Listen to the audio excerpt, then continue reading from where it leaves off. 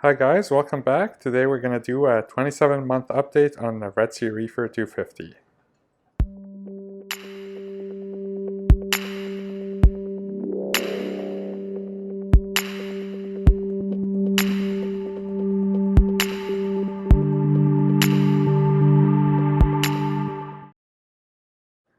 Alright, well, so things have been taking along. Tank is looking good. Only a couple of small changes. So the first change is I finally added a flasher Wrasse. It's a Carpenter flasher Wrasse. I've been wanting one for a while. I got a really fancy 8-line flasher Wrasse, and he got ick in my QT tank and died. So that was disappointing. And then I went and I got McCusker flasher Wrasse, and he also didn't make it through quarantine. And I was undeterred. I wanted to get a flasher Wrasse, and I went and got Carpenter flasher Wrasse, and I told myself that okay, if this guy doesn't make it, three strikes and you're out, and no more Carpenter Wrasses.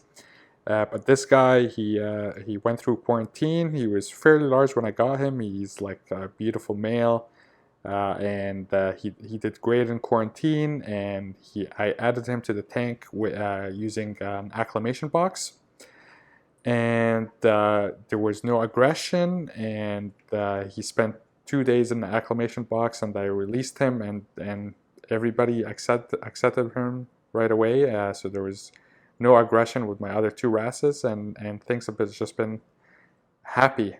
Him and Yellow Grandma are actually buddies. They hang around and they flash. The flasher Wrasse flashes to the grandma every now and then. But no aggression with my other Wrasses. So I have a Yellowtail Tamarin Wrasse, which you see over here. And I also have a Moyer Leopard Wrasse. Let me just zoom back out, who kind of hides whenever I change the lights, but you'll see him out. But everybody's been getting along, and the fish are for the most part always happy with each other, except for this little grouchy guy. He doesn't like it when people come to his hole. My yellow watchman Gopio. There we go. See him opening his mouth. Anyway, I've been keeping the tank really well fed. I feed 3 times a day. Normally I feed frozen in the morning, and I have my auto feeder do 2 feedings, and one in noon and one around 4 p.m. But today I'm gonna feed the tank so you guys can see all the fish out. So I'm just gonna add here. Gonna add some brine shrimp. And let's step back. And there it goes. We should see all the fish coming out now. So we have the chromis, we have the flasher Wrasse, or you could see my goby coming out too. In the bottom, there he goes. And can we see the Moyer Leopard Wrasse? He'll come out. But yeah, things have been going really well. The 2 SPS corals that have that were declining 2 months ago, they're making a nice recovery. So here is this guy, the Shockaholic. You see some green coming back, so it's all brown. And you know, my Magitort is not where it was, but you could see little hints of green, so it's definitely doing better.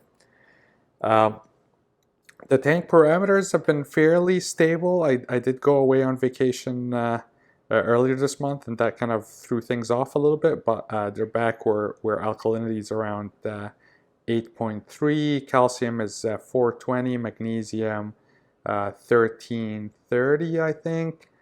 Nitrates are 10, phosphates are 0.016.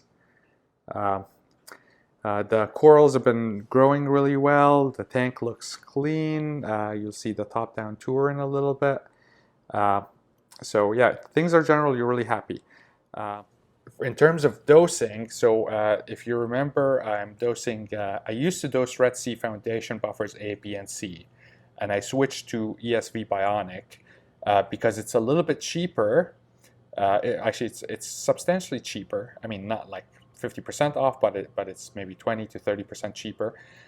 And the magnesium comes with the calcium supplement. So in theory, unless your tank has like a crazy amount of consumption for magnesium, in theory, you wouldn't need to do supplemental dosing of magnesium. So I thought that would be better because now that frees up, I have a 4-channel doser right here. And so if I'm just doing 2-part with the magnesium added into the calcium, then I'm only using 2 of the channels, leaving up 2 additional ones. What I previously had was these little Wrasse 375 mils, but they were a pain in the butt because every 2 weeks I would have to refill them. I'm dosing about 19 mils of ESV calcium and ESV alkalinity a day. So I really wanted to get like a better solution. And after a little bit of searching, I realized that these kamoer dosers actually could fit in my spot here. And these hold 2 liters. So that, to me, this has been like the best thing that has happened to me recently is me discovering these guys. Because when I fill this up, I could go on 100 days or more than 100 days without having to change them. So this was a huge plus for me because who wants to fill dosing containers like every 2 weeks? It was just getting a little bit too much, and these guys now are amazing. What's even more amazing about them is they actually have a float sensor in there. I'm not going to take it out, but they do have a float sensor, and they come with a wire. There we go. I think you see the wire, right? So the float sensor is connected to this, what looks like a speaker wire. So this is one project that I'm going to tackle, is to try to take this wire and somehow find a connector that will, like a female version of this, and on the other end have 2 wires that could plug into my my Apex breakout box, so that way I could get alerted whenever the reservoirs are down. So and these were like maybe 16, 17 bucks. So I think it's a great deal. You're getting 2 liters and you're getting the float switch and a really long wire with it. So that's awesome. This box actually it says phosphorus, but right now it has potassium nitrates. But I'm not dosing it. It's connected to the doser, but I'm not actually dosing anything. And then I've always been curious about trace elements, and I picked this little puppy up when I was at a local fish store. So I'm gonna give this RedSea Trace Colors kit a try. It has 4. Let's see. I think it says so right there. It's got like iodine. It's got potassium. Hard to focus. It's got iron, and it's got a whole bunch of what do they call it? Bioactive elements. So I'm gonna it's 20 bucks. I'm gonna give it a week or 2 weeks and just see whether dosing these is going to influence my colors at all. So I took some reference pictures today, and maybe in a couple of weeks I'll do a video showing you kind of before and after dosing. Yeah, I think it's mostly kind of a gimmick. I don't think it's a gimmick. I think with kind of my tank where I do weekly water changes, I'm probably, and also all the feeding that I do, I'm probably replenishing a lot of the trace elements. But we'll give it a try.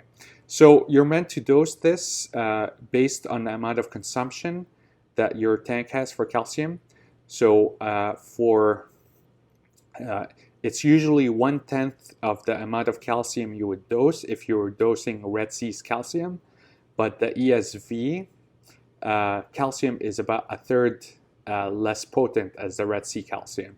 So I had to do some numbers. Anyway, end of the story is I meant to dose about 0.6 mils of this to my tank every day. So I'm going to do this manually for now. Again, I don't think I want to stick to this long term. Well, one, because I don't want to dose manually every day, and two, because I'm actually really skeptical that this is going to have any effect. But we will never know unless we try. So I'm going to give it a shot and see. All right, so the dosing containers solved a really big problem for me. The next thing that I want to do with the tank is, as the tank is getting more stable, it's requiring less work from me, and I really like that. So I'm trying to figure out ways to kind of minimize maintenance. And so what do I do? Every week I do a water change, but that's not too bad. Probably the biggest thing, well, the biggest problem that I had was the replenishing the dosing containers, but that's now been solved, because now I only have to do that once, like 3 times a year. It's not a big deal. The biggest problem that I have right now is the water reservoir. This thing only lasts about 4 days. And every 4 days I have to go down and get another container and come up, and it's too much work. So what I'm thinking of is maybe building a custom tank here and making it a little bit bigger, a little bit taller, so that way I could just get away with changing the water once every week, or ideally it'd be once every 2 weeks. The other idea that I've been playing around with is actually seeing whether maybe I could actually just like drill a hole down to the basement and have a big ass brute or something down in the basement, and have it just have a big container underneath the tank and have the pump from there, and just solve my problem this way. So have a much larger reservoir down in the basement. So I've been really thinking about that because my RODI unit is in the basement, so that would just kind of streamline things really very efficiently for me. But that's it, guys. The tank is, I think it's ticking along. I haven't shown you my shade in a while. I just cut this ball in half, but it does really well under these lights. And here's my skimmer, if you haven't seen it in a while. It's a beast. And before we go, I wanted to give 2 quick shout outs. The first one is to Reef2Reef.com. They had selected my tank as tank of the day, I think back in July. So thank you so much. I really appreciate it. I love my new badge. And the second shout out is to you, all of my subscribers and my viewers. We've hit 1,000 subscribers last month. And that's been kind of amazing to see the channel grow, and thanks so much for your support. I appreciate your comments. I appreciate some of the great discussions we've been having over some of the video and the content, and hopefully the channel will continue to grow, and I promise to kind of keep the pace with making updates on the tank, and also sharing with you some of the tips and tricks that I've learned along the way. So thank you so much, and see you next month.